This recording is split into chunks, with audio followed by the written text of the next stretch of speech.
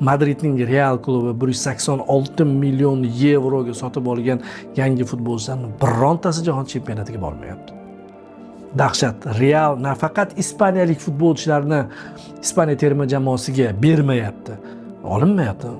Lekin mana bu 4 ta qilingan transfer, bilmadim qanaqa amalga oshirish kerak bunaqa transferni. Birontasi terma jamoasi safida jahon chempionatiga bormayapti. Trent Alexander-Arnold Liverpoolda yursa ko'p ehtimol borishi mumkin edi. Afsun janob oliylari Niderlandiyalik bo'lib turib, o'sha terma jamoasini hatto almashtirib Ispaniya terma jamoasida o'ynayman degan edi.